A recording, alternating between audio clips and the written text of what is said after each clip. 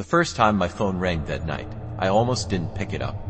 It was raining hard, thunder rolling like distant footsteps, and for some reason, the sound of that ringtone felt wrong. No caller ID, no number. Just one word flashing on the screen, incoming. I answered anyway. And that's when the whisper said my name, even though I never told it who I was. At first, I thought it was a prank, some creep with a voice changer. But the whisper, it sounded close, too close. Like it was standing right behind me. I turned around. The apartment was empty.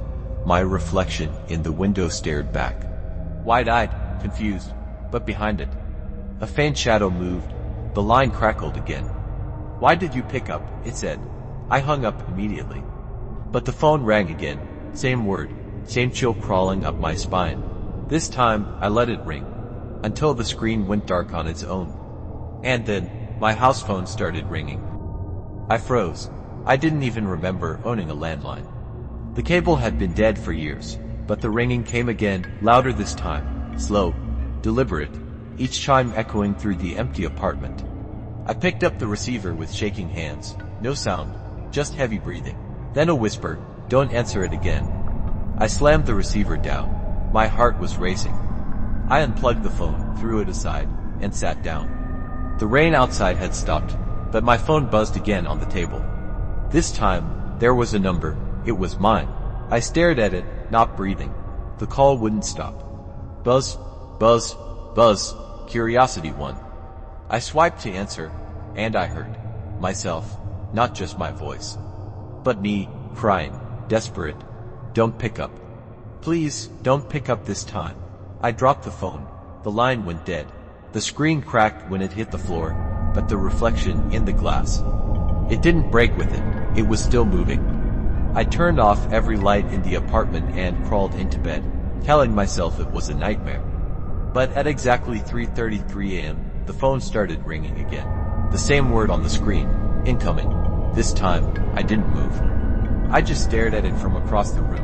The ringtone slowed down, distorting, until it became whispers, dozens of them, my name over and over again. Then the phone stopped on its own. Silence. I exhaled. And that's when I heard a phone ringing inside my closet. I stood up slowly, every step heavy.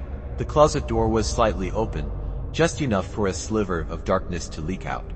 The ringing came from inside, a muffled tone, the same cursed rhythm. I reached out and pulled the door open.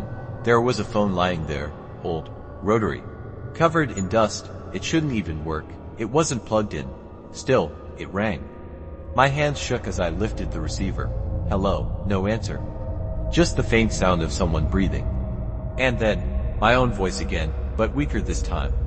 "You picked up again." The line cut. Suddenly, my phone on the table lit up. A new message from unknown. A photo. It was me, standing exactly where I was, holding the receiver. Except in the photo, someone was standing right behind me. I turned. Nothing. The lights flickered. The air grew colder. My reflection in the window was smiling, but I wasn't. The phone rang again. This time, the voice wasn't a whisper. It screamed, "Don't answer." I dropped everything and ran for the door, but it was locked. The handle twisted on its own, violently. The walls seemed to hum, vibrating with static.